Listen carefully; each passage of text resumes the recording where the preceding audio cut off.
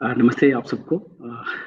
As a 5G researcher मुझे लगा कि मुझे एक जो अभी रिसेंटली हर जगह चल रहा है, कुछ 5G के बारे में, उसके बारे में डिस्कस करूं और साइंटिफिक प्रूफ के साथ करूं। बिकॉज जैसा कि आप जानते हैं कि मैं फर्स्ट टाइम 2012-13 में स्टार्ट किया था 5G आर्किटेक्चर्स एंड उसके बाद मैंने 5G आर्किटेक्चर डेवलप किया and we have published our research paper and वो सबसे ज़्यादा पॉपुलर है अभी पूरे लास्ट 5-7 years में मोस्ट पॉपुलर है। और ज़्यादा नहीं, लेकिन थोड़ा सा मुझे आइडिया है कि 5G क्या है और आगे कैसे ये हेल्प कर सकता है अपने कंट्री को, पूरे विश्व को।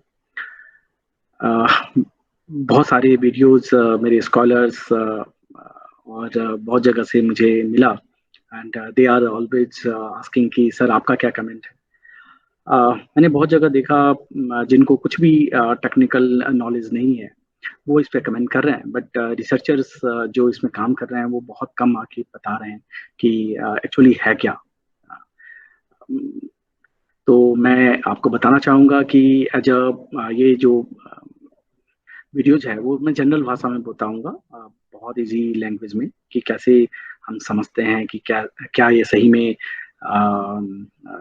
कोरोना वायरस पे इम्पैक्ट कर रहा है या नहीं कर रहा है। तो मैं सबसे पहले तो ये बताऊंगा कि बहुत ही कंडीशन जो है बहुत ही खराब चल रहा है अभी हमारे कंट्री में, और बहुत सारी कंट्री में चल रहा है, बट वो छुपा रहे हैं, क्या कर रहे हैं, मैं उसमें नहीं जाना चाहूंगा। बट हमारी कंट्री को पर्टिकुलरली एक टारगेटेड किया गया है लास्ट 1 year से। और एज ए रिसर्चर हमें लगता है कि हमें, हम सबको और जितने भी कम्युनिटी हैं उनको कुछ ना कुछ कंट्रीब्यूट करना पड़ेगा। मैं आज से नहीं, मैं बहुत पहले से बता रहा हूँ, आज से 4 years 3 years पहले से बता रहा हूँ कि they are trying to cyber war, but वो उसके लिए रेडी नहीं थे। और सिंस आईटी पार्ट कुछ हमारा मजबूत है कंट्री का, तो बट हम अभी भी बहुत कुछ काम करने की जरूरत है, तो उस पर वो नहीं कर पाए। तो मैं एक सिंपल भाषा में बताना चाहूंगा कि ये जो कोरोना वायरस है ये मेन मेड है, बनाया गया हुआ है, टारगेटेड किया गया है, और बहुत सारी कंट्री को किया गया है, बट मैं अपनी कंट्री के बारे में बात करूंगा। एंड मुझे लगता है कि minimum to maximum 5 to 10 years इन्होंने टाइम दिया है बनाने में इस वायरस को। एंड पर्टिकुलरली उन्होंने क्या किया है कि एज ग्रुप को टारगेट किया, पहले 60 से ऊपर का, बिकॉज वो सबसे इम्पोर्टेंट, आवर अपना जो कल्चर है उसमें सबसे ज्यादा इमोशनल अटैचमेंट होता है। यदि उनकी डेथ होने से पूरा फैमिली टूट जाता है, राइट। तो सबसे पहले more than 60, अब 40 to 50 को टारगेट किया गया। डेथ हो रहे हैं और सभी लेवल में, बट 40 to 50 को, बिकॉज हमारे यहाँ का जो एजुकेशन सिस्टम है वहाँ पे 30 years तो लग जाते हैं पढ़ने में, उसके बाद स्टेबल होता है बंदा। एंड 35 to 40 स्टेबल होता है, देन स्टार्ट टू कंट्रीब्यूट, चाहे डीआरडीओ में, इसरो में हो या कोई भी रिसर्च प्लेटफॉर्म पे हो, तो उनको टारगेट किया गया, राइट। और अब कहा जा रहा है कि जो लोअर एज हैं, जो बच्चे हैं, उस पर टारगेट करने के लिए। दैट मीन्स ये जो परसेप्शन है ये क्लियर दिख रहा है कि yes, this is totally man made. और इनिशियली फर्स्ट फेज में हमारा इम्पैक्ट इसलिए नहीं हुआ बिकॉज हमारा जब by God grace immune system अच्छा था, अपनी कंट्री का अच्छा है, तो गॉड ने हमें सेव किया। बट एक्चुअली वो जो कुछ कंट्री का है जब मैं नाम नहीं लेना चाहूंगा पर्टिकुलर कंट्री, उन्होंने अपने जैसे कंट्री के जो नियर बाई हैं, हमारे कंट्री के आसपास के, उनके बंदों पे भी टेस्ट किया उन्होंने। और फिर नियर बाई अलग अलग एज ग्रुप पे टेस्ट किया, एंड देन नो मेनली आप देखेंगे कि टारगेटेड जो ग्रुप है इंडिया में सडनली से क्यों इम्पैक्ट किया, क्योंकि उन्होंने हर लेवल के इम्यून सिस्टम पे डेवलप किया। दूसरा जो एक कॉज है इस वायरस का, एक प्रॉब्लम है और बहुत ही डेंजरस है, कि दे आर कॉपीज, राइट। मतलब A B C D E, ए ने बी को दिया, बी को सी को दिया, डी को दिया, after certain interval of times they will mutate कर जाता है, और वो जो लेवल ए है, लेवल ए बदल जाता है लेवल आर में, और फिर सडनली से chain reactions like similar as a chain reactions, इसको रोकना इज वेरी वेरी टफ। आप यदि ए को रोकेंगे तो आर आ जाएगा, आर को रोकेंगे तो एस आ जाएगा, because they have developed in such a way. God कभी भी ऐसा नहीं करते, right? God provide such type of disease, तो वो नेचुरल होता है, दे कैन एक्चुअली अपने आप भी खत्म भी हो जाता है। But this is chain reactions, तो किसको 10 साल लगे हैं उसको बनाने में, तो एटलीस्ट 2 साल तो लगेंगे उसको खत्म करने में, या उसके एंटी डेवलप करने में, राइट? तो बट ये हमेशा याद रखें कि मारने वाले से बड़ा हमेशा बचाने वाला होता है, राइट? ये मेरा थ्योरेटिकल पर्सपेक्टिव था, जो बट मैं एक बड़ा इंपॉर्टेंट बात बताने वाला हूँ as a researcher. After this आपको क्या लगता है ये खत्म हो जाएगा? यदि ये खत्म होगा तो साइबर वार स्टार्ट हो जाएगा। क्या हम रेडी हैं? नहीं रेडी। क्या हमने P4 लैब हर जगह बनाया है जो ये बायोलॉजिस्ट या इंजीनियर्स को हम वहां पे डिप्लॉय कर पाए? आप शायद इंजीनियर्स की ओवरकम कर पाए वैल्यूज को, मैं डॉक्टर्स की वैल्यूज नहीं बहुत कम कर रहा हूँ, बट आप देखिए जितने भी सिस्टम डेवलप हुआ है, चाहे जितना भी मेडिकल डिवाइसेस डेवलप हुआ है, तो क्या क्या अब हमें वो प्लेटफॉर्म, वो टाइम आ गया कि हमें वो प्लेटफॉर्म AI और डीप लर्निंग के बेसिस पे डेवलप करना है कि डॉक्टर्स की कमी है, तो why not we will develop such a system जहाँ पे हमारा सिस्टम विल हेल्प कि ये प्रिस्क्रिप्शन और ये दवा आपको लेनी है, ये लेनी है, बिकॉज जितना हमारा पॉपुलेशन है उस हिसाब से डॉक्टर्स को डेवलप करना इज नॉट इजी टास्क। और दूसरा, आप मानेंगे इस बात को कि इतना लोड है कि वो रिसर्च भी नहीं कर पा रहे हैं, जो 90% डॉक्टर्स हैं रिसर्च भी नहीं कर पा रहे हैं। So we can develop one system, right? And वहाँ पे जहाँ पे सारे इनपुट ले पाएं, अपने कंट्री के ले पाएं, दूसरे कंट्री के भी ले पाएं, so on the basis of that one we can develop intelligent system, and वो intelligent system can provide the to other persons, right? वो सिर्फ जैसे गांव तक आप एप्स बेसिस पे आप उसको सॉल्यूशन दे सकते हैं। So दूसरा, आपको बोल के नहीं आएगा cyber attack, right? And everyone is compromised, and बहुत सारे कंप्रोमाइज हो रहे हैं लेकिन बता नहीं रहे हैं, राइट? तो दूसरा अटैक के लिए भी हमें रेडी रहना पड़ेगा। और तो how we can develop, step by step process है कि आप रिसर्च पे ज्यादा फोकस करें, एजुकेशन पे ज्यादा फोकस करें। सिर्फ जनरल एजुकेशन से हमें नहीं लगता है कितना फर्क पड़ेगा, अब हमें चेंज करना पड़ेगा सिस्टम्स कि आप एज अ टीचर मैं भी जानता हूं कि how we are have the difficulties of the real time hardware development, but हमें उसको जोड़ना पड़ेगा और हर इंस्टीट्यूट को हमें इंडस्ट्री के साथ जोड़ना होगा। Then and only then we can survive in the future. So बहुत टाइम टफ है, बट अपॉर्चुनिटीज भी है, हम उसको कैसे लेते हैं डिपेंड्स हम पे करता है। तो आज के एजेंडा में मैं जानना चाह रहा हूँ कि क्या मैं डेवलप करना चाह रहा था, क्या बताना चाह रहा था। तो यस, हमने बहुत सारे प्रपोजल दिए। एक और भी प्रॉब्लम है, आप एग्री करेंगे नहीं करेंगे, यदि आपने बहुत अच्छा काम किया, आप बहुत अच्छा ऑर्गेनाइजेशन में सबमिट करते हैं, आपके पास पेटेंट भी है, बट मुझे आज कहने में बुरा नहीं लग रहा है कि आपका 99% आपका प्रोजेक्ट नहीं मिलेगा आपको। यदि आपका सही से अप्रोच नहीं है तो आपको प्रोजेक्ट नहीं मिलेगा, जबकि वो सिस्टम इतना अच्छा है कि मैं दूसरी जगह वो करूं तो पता नहीं उसका क्या, वो 2 दिन में डेवलप भी कर लेंगे। So that is the problem. किसी को बुरा लग सकता है, बट दिस इज रियलिटी। इतने अच्छे मतलब डिफरेंट लोकेशंस पे फैकल्टीज स्टूडेंट्स अच्छा डेवलप करते हैं, बट यदि वो सबमिट करें 99% रिजेक्ट होना है, आपका प्रोजेक्ट 99% रिजेक्ट होना है, और बस एक लाइन लिख के आ जाएगा कि आपका नोबिलिटी नहीं था और ये लाइक दैट। चलिए, मैं उसमें नहीं जाना चाहूंगा। ये मेरा फर्स्ट फेज है, जो एज अ मुझे लगता है एज अ रिसर्चर मेरे मन में है, और चाहे सपोर्ट मिला ना मिले, यदि आप अच्छा काम कर रहे हैं तो कोई रोक नहीं सकता। तो मैं वही बता रहा था कि 2013 में हमने वो पेपर लिखा, और that is the most popular paper in the entire world. आपको पता, बिलीव नहीं होगा, that is the policy document for other country, but पता नहीं हमारा यहाँ का क्या होगा। But yes, this government is doing great job.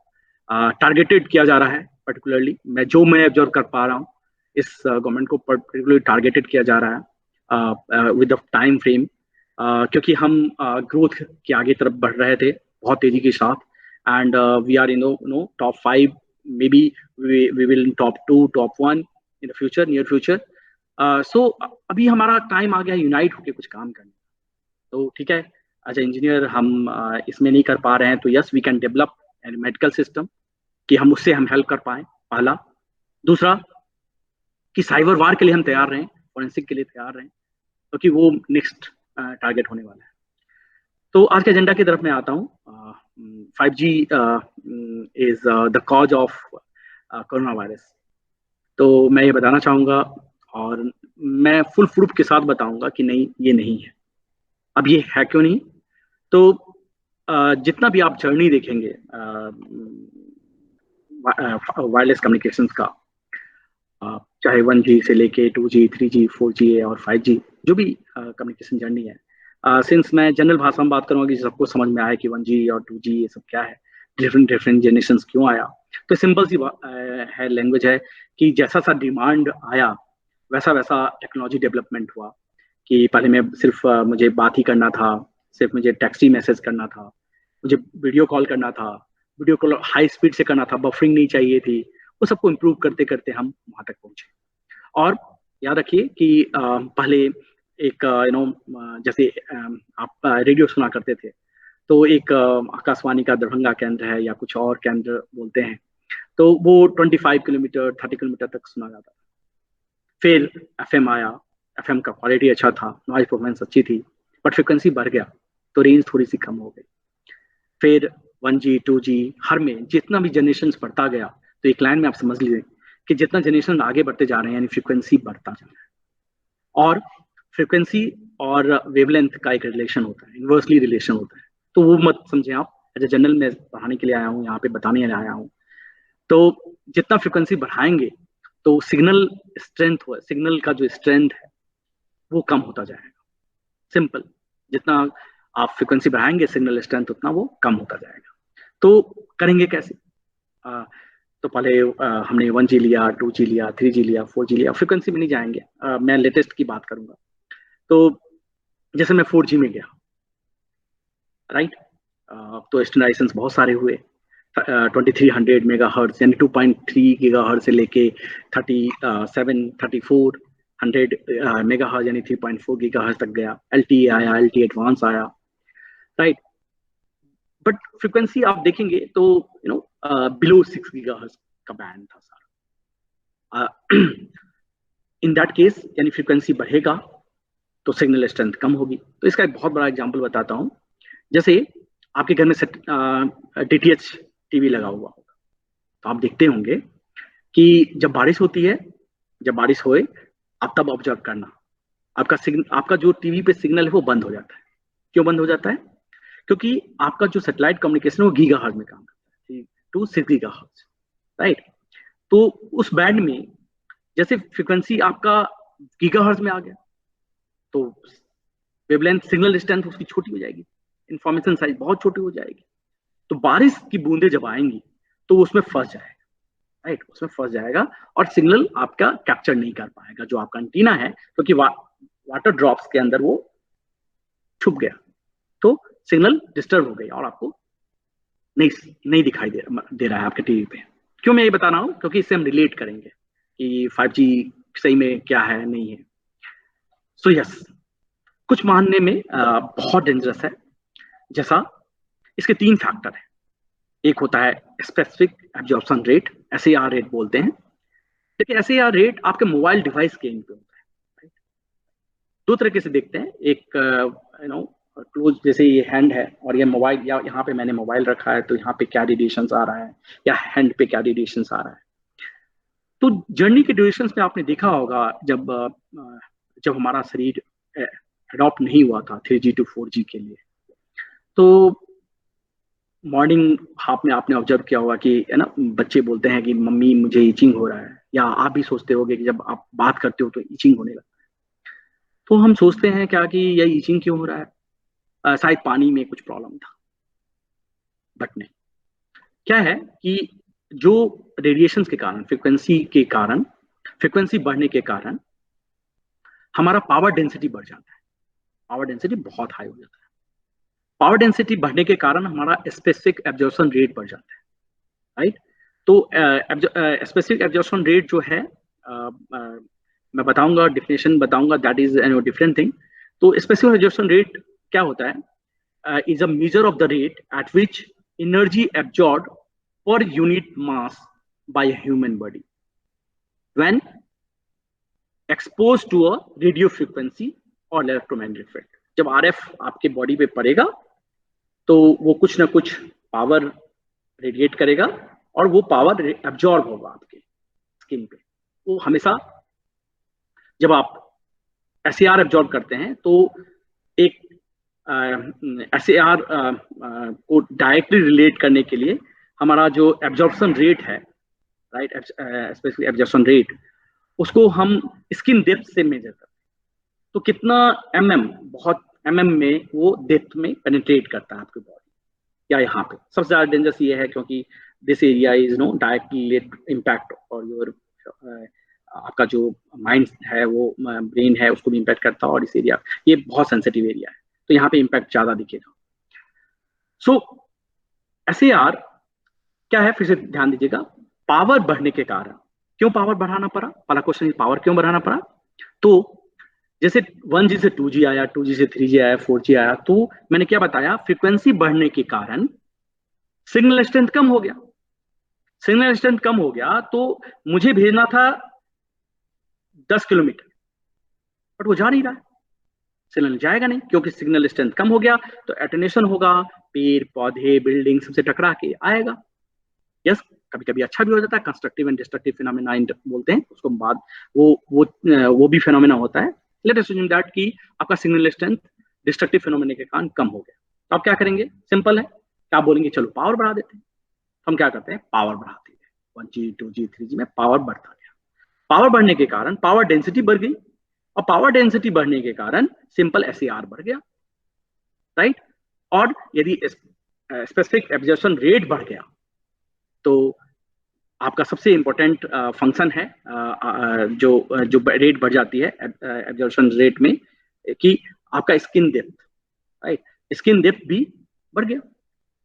Skin depth बढ़ने के कारण आपकी रेडिएशन बढ़ती गई, रेडिएशन बहुत बढ़ती गई। तो एक रिसर्च किया गया, कुछ अलग अलग एक एजेंसी है, जिस एजेंसी का नाम है ICNIRP, राइट। और इसका फुल फॉर्म है, यदि आप देखना चाहें तो आप देख सकते हैं कि इसका फुल फॉर्म यदि लिखना चाहें तो लिख सकते हैं, international commission on non ionizing radiation protection. ये एजेंसी है जो इस रेडिएशन के इम्पैक्ट को बताती है कि कौन सा जनरल पब्लिक के लिए सही है और नहीं। और जितने भी मोबाइल्स हैं उस पर भी ट्राई, इंडिया में भी ट्राई बताता है कि आपको मेंशन करना है, मोबाइल के पीछे आपको मेंशन करना है कि कितना स्पेसिफिक रेट होना चाहिए, रेट होना चाहिए। अच्छा, स्टैंडर्डाइजेशंस अपने यहाँ और फेडरल कमीशन के अकॉर्डिंग 1.6 वाट पर केजी है, मतलब पावर वाट बाई जो वेट है उसके अकॉर्डिंग। सो अब मैं प्रूफ करने वाला हूं कि क्यों उसका इम्पैक्ट नहीं डायरेक्टली डिजीज के, डायरेक्टली ये कोरोना वायरस के साथ, बट और भी डिजीज के साथ है। जैसे मैं फ्रीक्वेंसी वेरी कर रहा हूं 0.88 गीगाहर्ट्ज से लेके 60 गीगाहर्ट्ज तक, 0.88 गीगाहर्ट्ज से 60 गीगाहर्ट्ज तक मैं यदि मैं फ्रीक्वेंसी वेरी करूंगा तो बहुत सारे एक्सपेरिमेंट किए गए, किस किस पे किए गए। तो 0.88 गीगाहर्ट्ज पे चिकन पे किया गया, तो वहां पे पावर डेंसिटी जो माना गया, कैलकुलेट किया गया 0.88, समझ सकते हैं बहुत कम गीगाहर्ट्ज, तो 0.5 वाट पर केजी आया पावर डेंसिटी, बहुत कम, बहुत अच्छी बात है। 0.9 पे जब फ्रूट फ्लाई पे किया गया तो पावर डेंसिटी 0.041 आया, कम था। बट इम्पैक्ट क्या हुआ, इनिशियली ह्यूमन पे इम्पैक्ट नहीं था, बट जब पहला इम्पैक्ट किया गया चिकन पे तो देखा गया कि 0.88 गीगाहर्ट्ज पे उसका ग्रोथ रेट कम हो गया, रिड्यूस ग्रोथ रेट। दूसरा, जो फ्रूट फ्लाई पे किया गया उस पे पाया गया कि डिक्रीज रिप्रोडक्टिविटी कैपेसिटी, मतलब रिप्रोडक्टिविटी कैपेसिटी घट गई। फिर चिकन पे फिर से किया गया 2.5 गीगाहर्ट्ज पे, जो हम बेसिकली यूज करते हैं एज ISM बैंड में, उस पर क्या गया, तो इनविटेशन ऑफ ग्रोथ, चिकन पे इनविटेशन ऑफ ग्रोथ, जो एक कैंसर टाइप की बीमारी होती है, वो देखा गया। देन 35 to 107 गीगाहर्ट्ज पे जब लैब की गई, एक्सपेरिमेंट किया गया, तो रैबिट के आईज पे उसके कॉर्नियल जो होते हैं ना, वो उसको कॉर्नियल डैमेज होने लगे। ऑन 60 गीगाहर्ट्ज पे rabbit eyes is really damage within 6 minute. पहले तो 15 मिनट से 80 मिनट लगते थे, वो 6 मिनट में ही उसके खत्म होने लगे 60 गीगाहर्ट्ज पे। बट अभी हम वहां तक पहुंचे नहीं है। अभी जो एक्सपेरिमेंट चल रहा है, तो पहला तो yes, what are the impact, कि रेडिएशंस के कारण ग्रोथ रेट पे कम हो सकता है, ह्यूमन ग्रोथ रेट पे भी इंपैक्ट कर सकता है फ्यूचर में। दूसरा, उसके जो आईज का जो है बीमारी वो हो सकती है, और बहुत सारे रेडिएशन के कारण में इचिंग और ग्रोथ रेट मैंने जैसे बताया ये सब कम हो सकती है। बट कोरोना वायरस का जो इम्पैक्ट बोल रहे हैं कि ऑक्सीजन लेवल बढ़ गया है और ये बढ़ गया है, वो 5G से रिलेशन है, ये एकदम प्रूफ नहीं है। क्यों नहीं है? जैसे मैं 5G की बात करूं, तो ये जो रेंज है कम्युनिकेशंस का जो हम 5G में यूज कर रहे हैं, टेस्टिंग के लिए चल रहा है, वो 28 गीगाहर्ट्ज टू 54.4 गीगाहर्ट्ज पे चल रहा है। तो टेस्टिंग के लिए कभी भी याद रखिए, टेस्टिंग के लिए जैसे हमारे यहाँ भी है, मेरे पास भी 40 गीगाहर्ट्ज तक का सिग्नल जनरेटर एनालाइजर है, तो that can be done in the lab itself, right. Transmitter और पहला तो ये समझ लीजिए कि लैब में क्या हो सकता है। दूसरा, मैंने क्या बताया, जैसे जैसे फ्रीक्वेंसी बढ़ाते हैं इंफॉर्मेशन का रेंज कम हो जाता है। तो आप याद रखिए, पहले होता था 12 किलोमीटर रेंज 3G में, फिर आ गया 4 किलोमीटर 4G में, 3 to 4 किलोमीटर। अब जो रेंज हो जाएगा वो मैक्सिमम 1 किलोमीटर हो जाएगा 5G में। तो कहीं भी टेस्टिंग के लिए वो ज्यादा 1 किलोमीटर को इम्पैक्ट कर सकता है, रेंज को इम्पैक्ट कर सकता है। दूसरा, डायरेक्टली सिंस गीगाहर्ट्ज बहुत फ्रीक्वेंसी बहुत ज्यादा है, इंफॉर्मेशन का स्ट्रेंथ बहुत कम है, तो डायरेक्टली कम्युनिकेशन नहीं होता। उसके लिए एक स्मॉल सेल एक्सेस पॉइंट होता है, तो बेस स्टेशन जो है डायरेक्टली वो स्मॉल सेल एक्सेस पॉइंट को देता है, और स्मॉल सेल एक्सेस पॉइंट जो है अपना SCA, वो फिर इंडोर नेटवर्क को देता है। तो कहने का मतलब ये है कि जो आप सोच रहे हैं कि 5G, पहला तो ये कि डिफरेंट लोकेशन पे टेस्टिंग ऐसे नहीं होती। टेस्टिंग पहले कैंपस नेटवर्क में होती है, राइट, फिर पहले इंडोर में होती है, फिर आउटडोर में होती है, फिर कैंपस नेटवर्क, फिर इंट्रा कैंपस नेटवर्क में हम कम्युनिकेशन करते हैं, फिर हैंडओवर देखते हैं। This is the testing phase. So पहला तो याद रखिए कि रेडिएशन से आपका आईज या कैंसर एंड डिफरेंट टाइप के डिजीज हो सकते हैं। कोरोना वायरस क्यों नहीं इंपैक्टेड है? बिकॉज इसके कंडीशंस में जो देखा गया है कि they are not directly impact the oxygen levels, क्योंकि हमारा नाइट्रोजन तो और भी ज्यादा मौजूद है, उसको इम्पैक्ट क्यों नहीं कर रहा है? By oxygen, right. So there is no relations of the high frequency enhancement in the oxygen levels. पहला तो ये जान लीजिए। टेस्टिंग जो हो रहा है, जितने भी टेस्टिंग फेज हैं अपना, वो सारा जो होता है वो कैंपस नेटवर्क में होता है, राइट। और कैंपस में इसमें फोर्सफुली करना पड़ेगा, बिकॉज फ्रीक्वेंसी आप यदि 28 गीगाहर्ट्ज और 54 गीगाहर्ट्ज तक ले जाएंगे, तो ये आपका जो रेंज है अपने आप कम हो जाए। So this is the first proof. दूसरा, मैंने बताया, यस, क्या इंपैक्ट कर सकता है?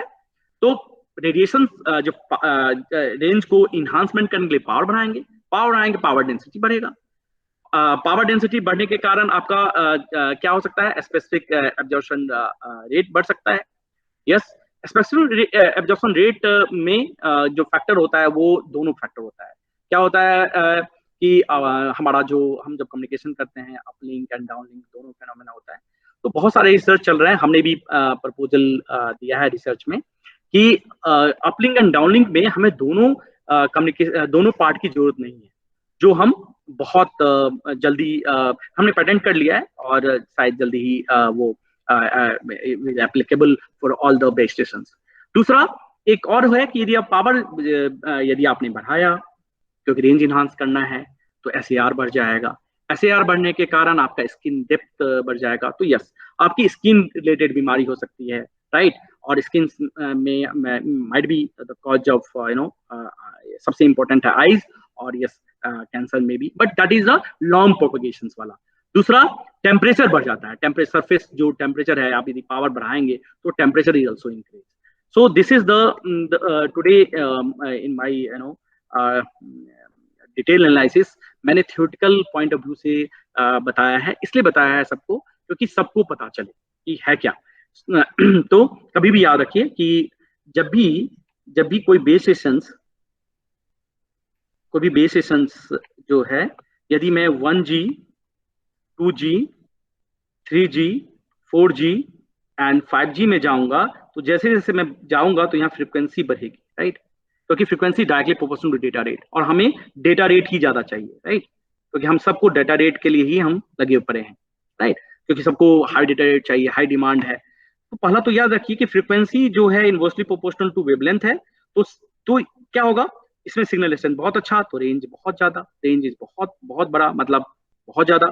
2G में और भी ज्यादा, राइट, सॉरी उससे कम, 3G में उससे कम, 4G में उससे कम, 5G में बहुत कम। तो ये 3 to 4 किलोमीटर तक होता है, जैसा आपको पता है, राइट, 6 किलोमीटर to 8 किलोमीटर, ये 12 किलोमीटर, ये 20 near about 20 kilometre. So this is the communications. तो आप समझ पा रहे हैं, यदि मेरा रेंज कम हो जाएगा, तो मेरा रेंज बहुत कम हो गया तो मुझे दूर तक पहुंचाना है, और सेल में यहाँ एज पे भी मुझे डाटा देना है, राइट, तो मुझे पावर हमें क्या करना पड़ेगा, इनहांस करना पड़ेगा या रिले लगाना पड़ेगा। तो ये पावर इनहांसमेंट के कारण ही हमारा पावर डेंसिटी बढ़ जाता है, पावर डेंसिटी बढ़ने के कारण हमारा टेम्परेचर बढ़ जाता है, टेम्परेचर बढ़ने के कारण मेरा स्पेसिफिक एब्जॉर्प्शन रेट बढ़ जाता है, राइट, और इसके कारण मेरा स्किन डेप्थ बढ़ जाता है। इन मिलीमीटर में है, बट मिलीमीटर भी ये पेनिट्रेट कर देगा, राइट, आपके सरफेस, आपके हैंड को पेनिट्रेट कर देगा, आपके बॉडी को पेनिट्रेट कर देगा। तो स्किन रिलेटेड बीमारी और उसके जो सटा हुआ बीमारी वो हो सकता है। ये जो कोरोना वायरस है, that is damage your lungs, right, and then now heart process को, जो ब्लड थिकनेस को बढ़ा रहा है। तो इसका कोई रिलेशन नहीं है, there is no relation. Yes, they might be cause your different type of disease, जो हम प्रैक्टिकली मैंने बताया आपको, जो रैबिट पे किया गया, जो चिकन पे किया गया, वो यस है कॉज, और ग्रोथ रेट पे भी इम्पैक्ट कर रहा है। जो हम रिसर्च कर रहे हैं उसमें पता चल रहा है कि जब आप रात में आप सोते हैं, तो आपको आप देख रहे होंगे कि आजकल आपको मतलब रात में सही से नींद नहीं आती, वो एक कॉज है, बिकॉज वो रेडिएशन के कारण कॉज है कि आपका माइंड जो है वो मतलब एक तो व्हाट्सएप सब भी है, दूसरा इसका भी एक कॉज है। दूसरा ग्रोथ रेट, जो सिटीज में जहाँ पे क्राउडेड सिटी है वहाँ पे ग्रोथ रेट कम हो रहा है। उसका प्रूफ अभी हम देख रहे हैं, अभी हमें पूरा वो नहीं है, बट यस। अब आता है सॉल्यूशन की बात। तो सॉल्यूशंस में मैं एक बात बताऊंगा कि 5G 6G augmented reality, virtual reality सबके लिए बहुत जरूरी है। सबको एक ऐसा सिस्टम AI और डीप लर्निंग के लिए 5G डिप्लॉयमेंट बहुत जरूरी है, मेडिकल हेल्थ के लिए बहुत जरूरी है, but at the same time हमें ह्यूमन को कैसे प्रोटेक्ट करें उसके लिए भी काम बहुत जरूरी है। तो आपको पता है कि जितने भी कम्युनिकेशन है वो फुल डुप्लेक्स फिनोमेना पे हैं, तो फुल डुप्लेक्स फिनोमेना को हाफ डुप्लेक्स फिनोमेना में कन्वर्ट किया जा सकता है, और वो हमने ऑलरेडी रिसर्च में पेपर में हमने बताया है।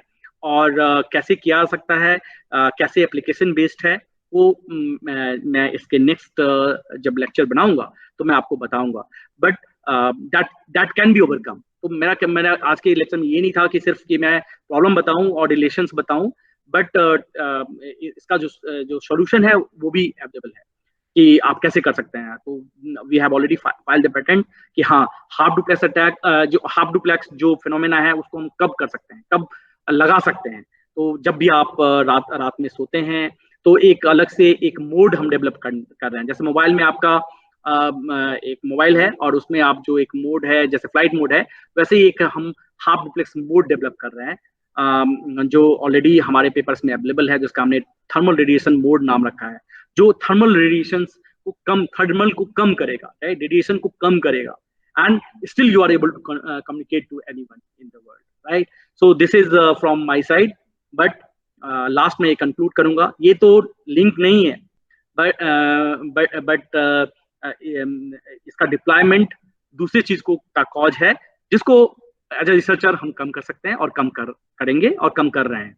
दूसरा, ये टाइम है हम सबको यूनाइट होने का, अच्छे से जो भी आपको नॉलेज है कंबाइन होके आप कंट्रीब्यूट करें कंट्री के लिए। This is the really bad time, क्योंकि ये स्पेसिफिक टारगेटेड है। और इसके बाद मैं बता रहा हूँ जो साइबर सिक्योरिटी के लिए भी हमें तैयार रहना पड़ेगा, otherwise very difficult for our country. So thank you. मुझे लगता है कि मैंने as a popular researcher in 5G जिसने आर्किटेक्चर प्रपोज किया था, डिफरेंट डिफरेंट टेक्नोलॉजी बताया था, बहुत सारे टेक्नोलॉजीज मैंने बताया है, मल्टीपल इंटरफेरेंस कैंसलेशन नोमा मैंने बताया हुआ है, मेसी माइमो का क्या इम्पैक्ट होगा, क्यों ODMSO नोमा की तरफ शिफ्ट किए हैं। सो डिफरेंट डिफरेंट जो रिलेशंस हैं 5G to 6G और आगे भी जो आएगा, all are technology always for benefit for the all the societies. यदि टेक्नोलॉजी वो बेनिफिट करना हो तो कोई there is no meaning. Yes, हर चीज में प्रॉब्लम है, उसको हम एज ए रिसर्चर्स कंबाइन होकर हम सोल्यूशन देंगे। तो thank you to all the best to all of you for watching this video. Thank you.